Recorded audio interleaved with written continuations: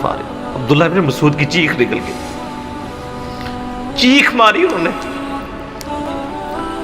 और क़यामतुल दिन भी अकेला उठाया जाएगा, यानी अब उसी सरजमीन से ही उसने उठना है ना, हर बंदे ने अपनी कब्र से उठना है, यानी अकेला आ रहा है, अकेले ही दुनिया से जाएगा। पारी का झगड़ा यह था कि तुम तो नबी के साहब हो, तुम लोगों को ये ज़ेब ही नहीं देता कि तुम लोग इस तरह। Hello what's up guys, welcome to back my another video.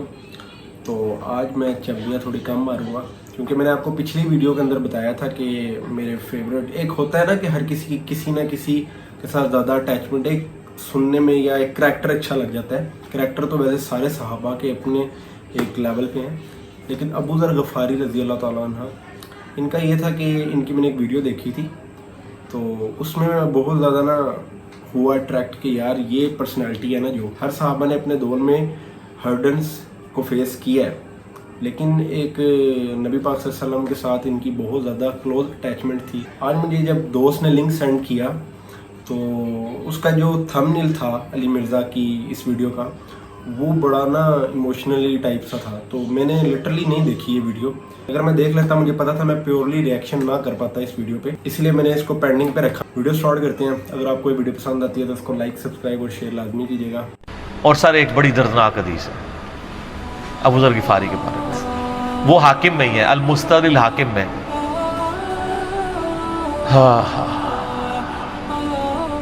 ग़ज़वा तबूक आपको पता है एक ऐसा ग़ज़वा था जिसमें जो शिरकत नहीं करेगा वो मुनाफिक डिक्लेयर होगा, कुरान में फतवा आ गया था। इससे पहले कभी नफीर आम नहीं थी, ये पहला और आखिरी मौका था क्योंकि रोमन एम्पायर से टकराना था, सुपर पावर थी दुनिया की, 1.5 लाख की फौज लेके कैसरे रोम बॉर्डर पे आ गया था अरब के। तो नबी अलैहिस्सलाम ने अनाउंसमेंट की कि भाई अब सब ने जाना है, जो नहीं जाएगा मुनाफिक शुमार होगा, इल्ला ये कि किसी के पास रिसोर्सेज ना हो, या कोई मरीज हो, या कोई औरत हो, या कोई माजूर हो।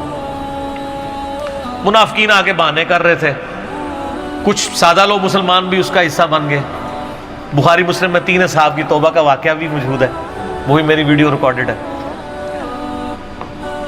तो काब बिन मालिक की रज़ियल्लाहु तआला अन्हु अलैहिस्सलाम, तो कुछ लोग जो है वो यानी अपने उन मामलात की वजह से कुछ पीछे भी रह गए। तो अल मुस्तदिल हाकिम में आता है कि सहाबा किराम कहते हैं कि हम नबी अलैहिस्सलाम के साथ सफ़र पे निकले ना जब, तो नबी अलैहिस्सलाम को आके कोई बताता था, कहता था या रसूलल्लाह वो जो फलां बंदा था ना वो भी कोई नहीं आया, पीछे रह गया। तो आप अलैहिस्सलाम परवाह नहीं करते थे। फिर बताया गया या रसूलल्लाह वो भी कोई नहीं, यानी जेड़े नारे मारते सन ऊंचे ऊंचे जो इतने किसी दसाया जाएगा सर वो तो पक्का जड़ा यार है बेली वो भी कोई नहीं है। तो हुजूर अलैहिस्सलाम को लोग ना फीडबैक देते या रसूलल्लाह वो भी गायब है, वो भी नहीं आया। अब 30,000 के लश्कर में आपने कोई रिकॉर्ड तो नहीं रखा था, रजिस्टर था, लेकिन किधर 30,000 बंदों में किधर कोई रख सकता है साहब इस तरह। या रसूलल्लाह वो भी रह गया, वो भी। तो हुजूर अलैहिस्सलाम कहते ठीक, आप फरमाते थे अल्लाह चाहेगा तो आ जाएगा, नहीं आएगा तो नहीं आएगा। तो किसी ने कहा कि वो अबू ज़र ग़फ़ारी भी पीछे रह गया।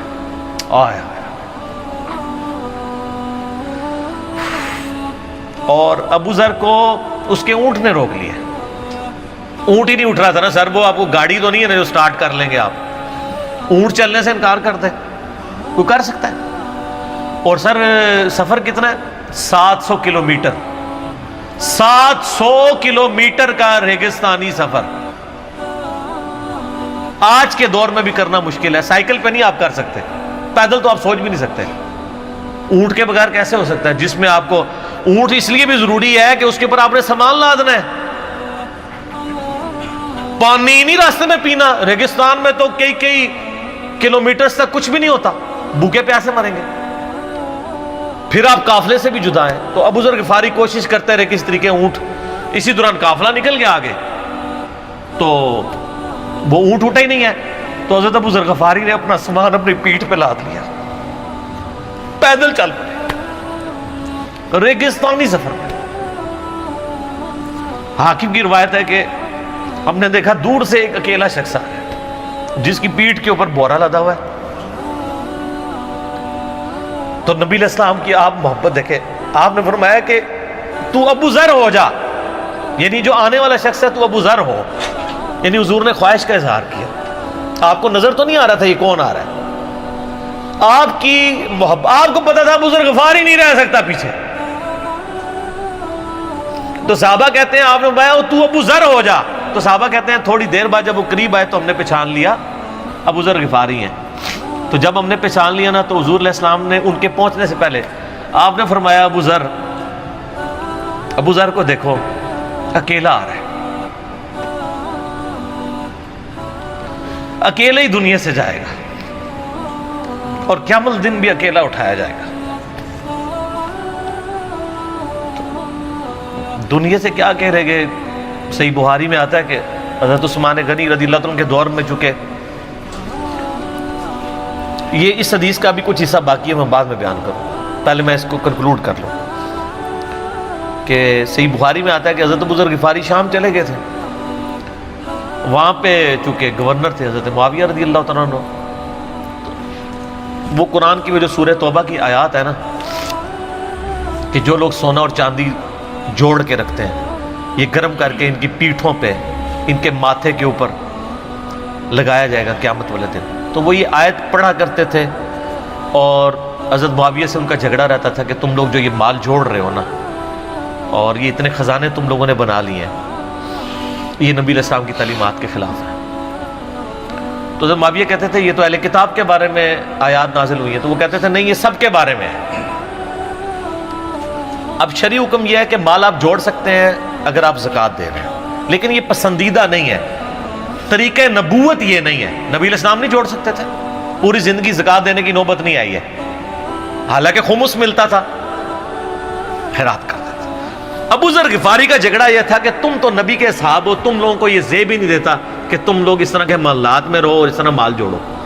تو اب چونکہ سینئر صحابی تھے، ان کو ہاتھ ڈالنا بھی آسان نہیں تھا، پھر نبی علیہ السلام نے فرمایا ہو کہ اس سے زیادہ سچا انسان ہی کوئی نہیں، تو حضرت معاویہ نے خط لکھا حضرت عثمان کو کہ جی اس بندے سے میری جان چھڑائیں نا، اس کو آپ واپس بلائیں۔ تو حضرت معاویہ نے جب خط لکھا تو حضرت عثمان نے ان کو کہا تم مدینہ شریف واپس آ جاؤ۔ مدینہ شریف جب یہ واپس آئے تو صحیح بخاری میں آتا ہے کہ لوگوں کا جھمگٹا لگ گیا ابو ذر غفاری کے گرد، لوگوں کو پتا تھا یہ تو بڑا یعنی زہد والا بندہ ہے،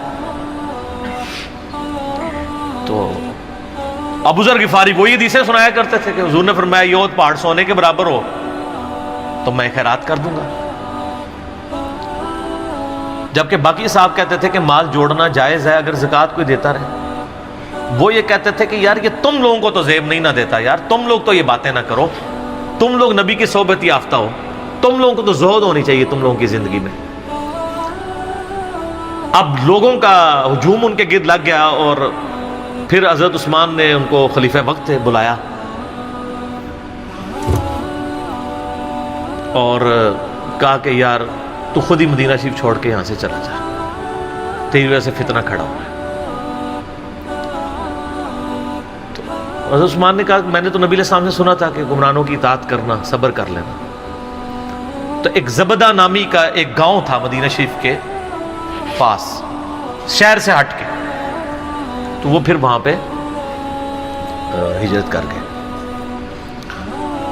آپ دیکھیں ریونج کیسا تھا، لوگ کتنے ڈرے ہوئے تھے کہ ابو ذر اپنی بوڑھا شخص 80-90 سال کا بابا اپنی ایک بڑھیا بیوی کو لے کے اس عمر میں شہر بدر ہو رہا ہے اکیلا۔ آج نہیں آپ سوچ سکتے کسی جگہ آپ اکیلے جا کے پڑاؤ کریں، کسی بیابان کے اندر، ریگستان کے اندر، اس زمانے میں آپ سوچ رہے، آج کل بھی آپ مدینہ شریف کے گرد چلے جائیں تو آپ آنی ایک رات بھی نہیں گزار سکتے۔ تو کوئی شخص حضرت ابو ذر غفاری کو سی آف کرنے نہیں آیا سوائے حضرت علی کے، اور وہ بھی مدینے کی باؤنڈری تک آئے، ان کو پتا تھا ان کے سٹانس کے بارے میں، اور حضرت علی نے ان کو جب سی آف کیا تو کہا کہ میں چونکہ حکمران وقت کی اطاعت کا پابند ہوں، میں مدینے کی باؤنڈری سے باہر نہیں جاؤں گا، اگر مجھے کوئی اس طرح کا یعنی حکم کی اجازت مل جاتی تو میں تیرے ساتھ جاتا۔ ایران والوں نے حضرت علی علیہ السلام کے زندگی کے آخری 10 سال کے اوپر ایک فلم بنائی ہے، امام علی علیہ السلام، اس میں ابو ذر غفاری کے سارے واقعات انہوں نے فلمائے ہیں سر، دیکھنے والے جب مولا علی چھوڑنے آتے ہیں، پھر جو ان کی ڈیبیٹس ہوتی ہیں مدینہ شریف میں لوگوں کے ساتھ، وہ ساری انہوں نے ویڈیو میں فلما دی۔ پھر یہ چلے گئے وہاں پہ رہنا شروع ہو گئے۔ اب اس حدیث کی طرف واپس آ جائیں جو فرمایا آپ علیہ السلام نے اکیلے ہی مرے گا، تو ابو ذر غفاری، اس حاکم کی روایت میں آتا ہے ابو ذر غفاری کی موت کا وقت قریب آ گیا، صرف بیوی ہے پاس۔ بیوی نے رونا شروع کر دیا کہ حضرت آپ فوت ہو گئے، آپ کو کفن کون دے گا، آپ کو غسل کون دے گا، آپ کو دفنائے گا کون، میں عورت ذات کیا کر سکتی ہوں۔ حضرت ابو ذر نے کہا کہ نبی علیہ السلام سے میں نے سنا تھا کہ تو اکیلا مرے گا، پھر مسلمانوں کا ایک قافلہ وہاں سے گزرے گا جو تجھے کفن دے کے دفنائے گا اور جنازہ بھی پڑھے گا۔ تو نے فکر نہیں کرنی، جب میں مر جاؤں تو میری لاش کو چوراہے پہ رکھ دینا، گزرگاہ پہ، جو یعنی مدینہ کی طرف راستہ آتا تھا گاؤں ایریا سے گزر کے، اللہ میرا بندوبست کر دے گا۔ وہی ہوا کہ ان کے مرنے کے بعد مسلمانوں کا ایک قافلہ دور سے آ رہا تھا، تو اسی مستقل حاکم کی حدیث میں آتا ہے کہ سر قافلہ بھی سنے پھر کون ہے، عبداللہ ابن مسعود رضی اللہ عنہ۔ ابو ذر غفاری بھی زہد کے امام، ابن مسعود بھی زہد کے امام، ابو درداء بھی زہد کے امام۔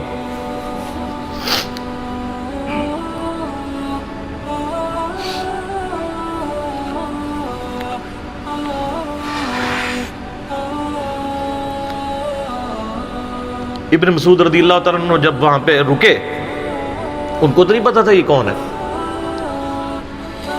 تو انہوں نے کہا بی بی کیا وہ، ان کا میرا خامند مر گیا ہے، ان کا یہ کون ہے، تو انہوں نے کہا ابو ذر غفاری۔ عبداللہ ابن مسعود کی چیخ نکل گئی، چیخ ماری انہوں نے، ان کا واہ۔ اللہ کے نبی نے فرمایا تھا کہ ابو ذر اکیلا آ رہا ہے تبوک کے موقع پہ، دنیا سے بھی اکیلا جائے گا اور قیامت الدین بھی اکیلا اٹھایا جائے گا، یعنی اب اسی سرزمین سے ہی اس نے اٹھنا ہے نا، ہر بندے نے اپنی قبر سے اٹھنا ہے، یعنی وہ مسلمانوں کے قبرستان میں بھی دفن نہیں۔ ایک یہ جو مزار کی رٹ لگائے پھرتے ہیں، میں ان سے پوچھتا ہوں تمہارے بابوں کی کیا اوقات ہے، ابو ذر غفاری کا مزار دکھاؤ کدھر ہے۔ جو اس روئے ارض پہ نیلی چھتری کے نیچے سچا ترین انسان جس کو اللہ کے نبی کہہ رہے ہیں، اس کا کوئی مزار نہیں ہے۔